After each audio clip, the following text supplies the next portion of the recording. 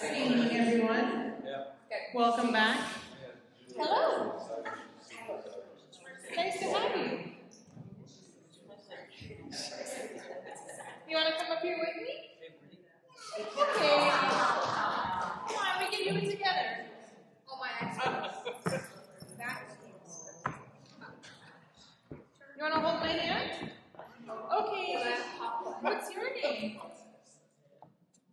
What's your name?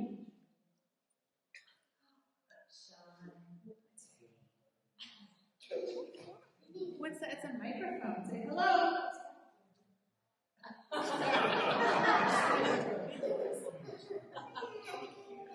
Good job. Yay. You can sing this with me, okay? What's her name?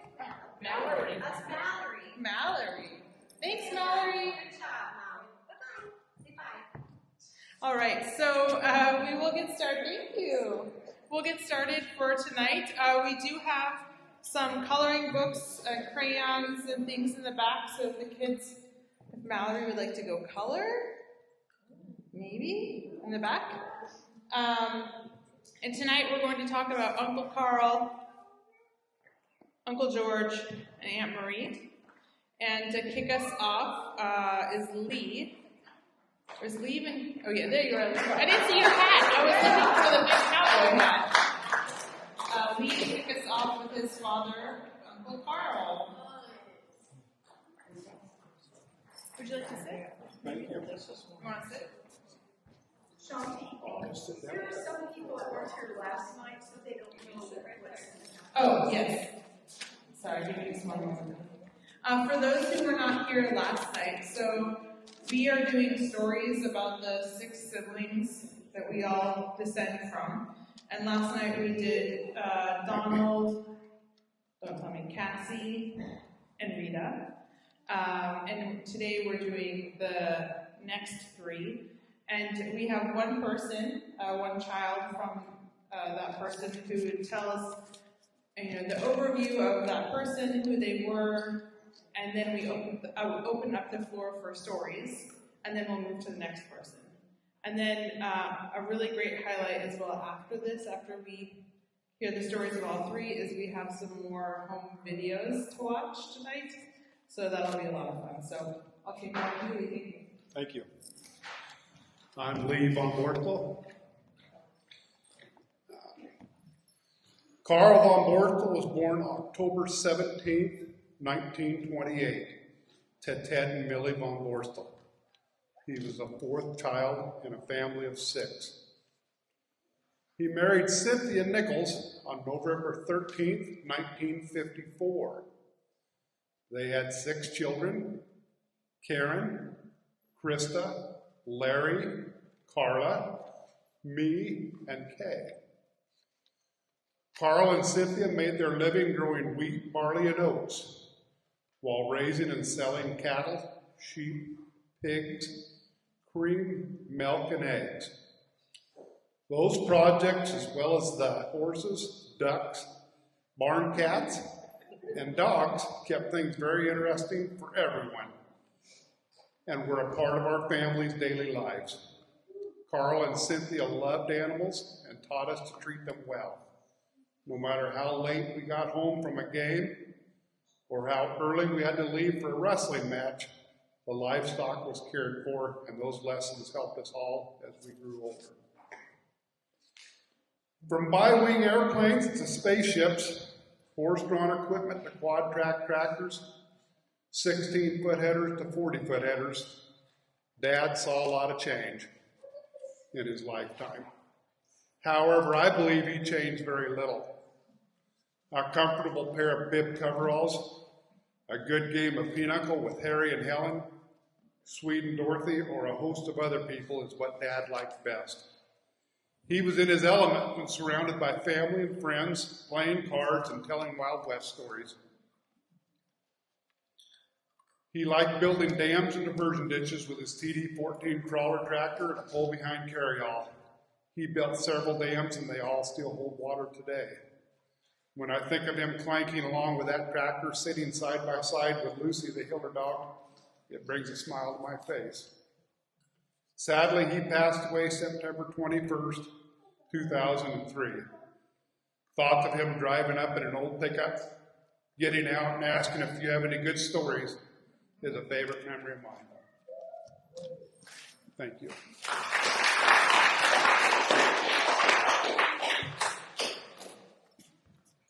Well, I'm sure he's here listening then to hear all the stories that we have to share about him. Who would like to come up and share a story about Uncle Carl? You know, I think maybe I knew Uncle Carl a little bit better than my other siblings did because I had such young siblings.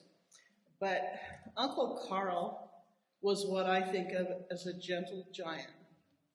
He would love to play with the kids. He would go out with us. He would do things that were a little on the dangerous side, like hanging off of the forklift or holding my hand in one and Krista's hand in another and swinging us while the billy goat was chasing us. That was Uncle Carl. I have so many wonderful memories of him putting us on the toboggan and taking us, putting the horse, attaching the horse, and the horse taking us up the hill, and Karen taking charge and driving, and we're all screaming.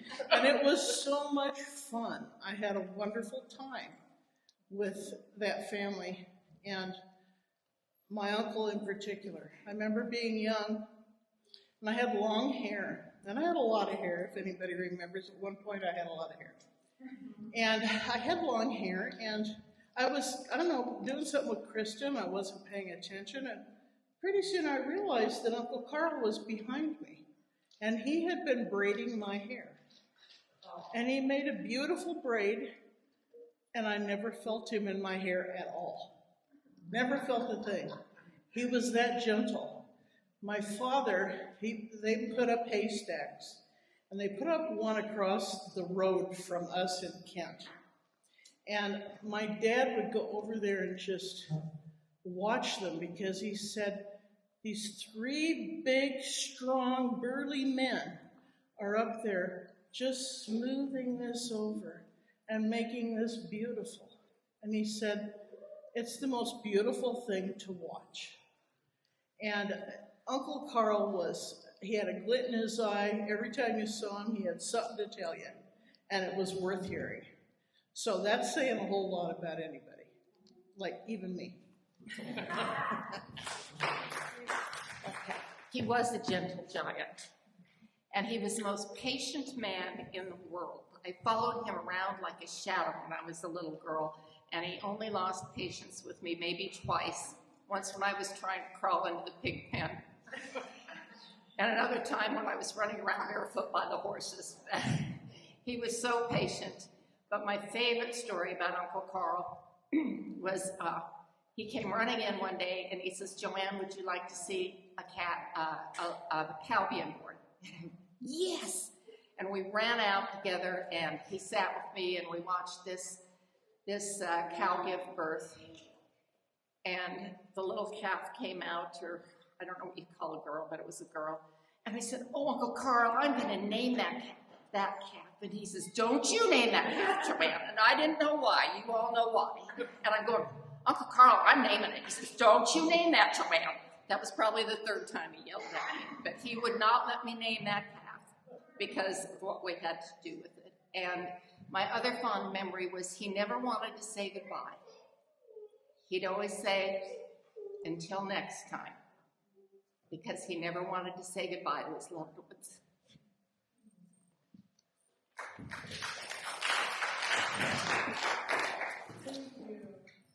My father taught high school, and in the summers, he came up to the county and drove a truck for my uncles. And this one year, he was driving for Carl. I was 4 or 5 years old, and I rode along in the truck with him, which I just thought was great. Watching the wheat dump into the truck, and the whole thing really fascinated me. Well, one time, for whatever reason, Keith had to leave. It was midday or something, and he left me alone with Carl in the field. I was 4 or 5 years old, Carl asked me if I wanted some Copenhagen. And I didn't know any better, so I said sure. And he gave me some, and of course I got sick within a half a minute. And he was just ill. I still loved him after that, though.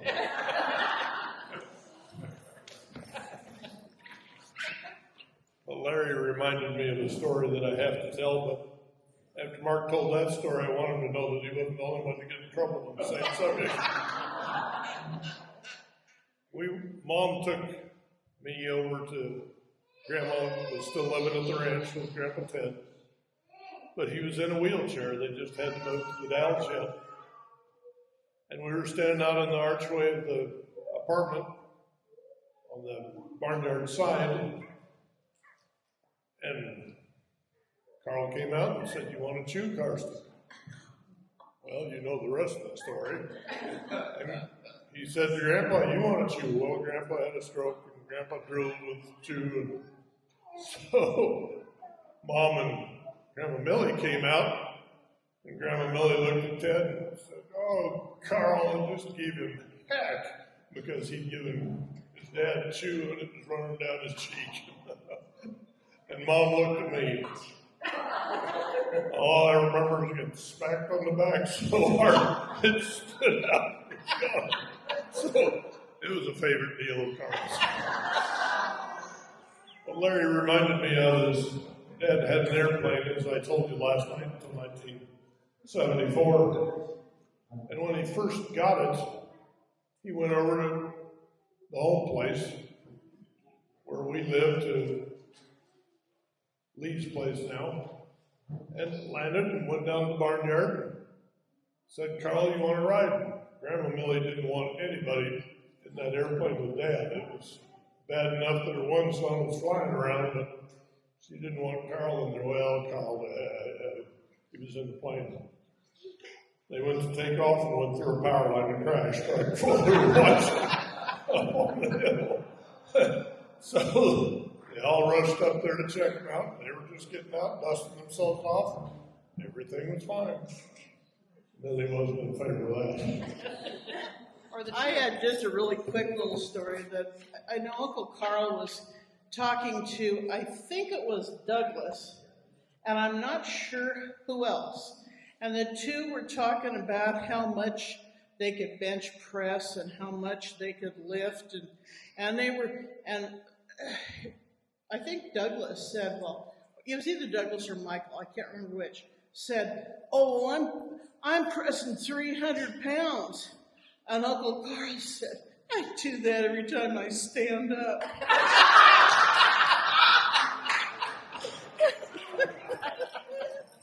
Because Dad was just known for his strength, and I wasn't there before our time. You have to help me, Carson, but he went into the Morrow machinery dealer.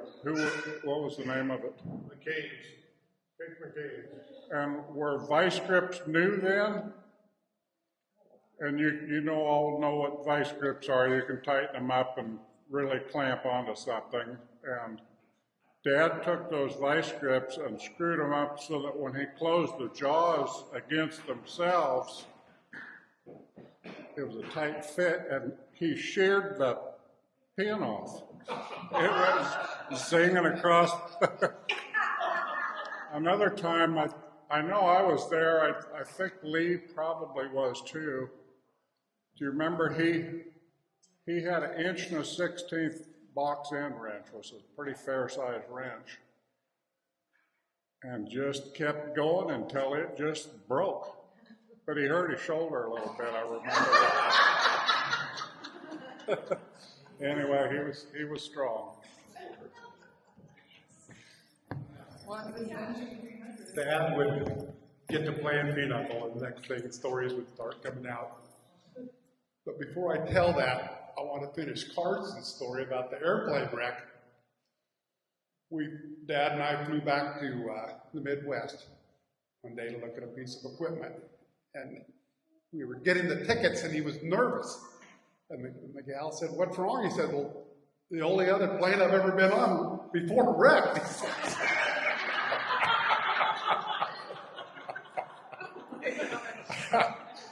Oh, but my favorite story, you tell it so many times, but you know who the most popular guy at the nudist colony was the guy that could carry 2 cups of coffee and 4 donuts at the same time.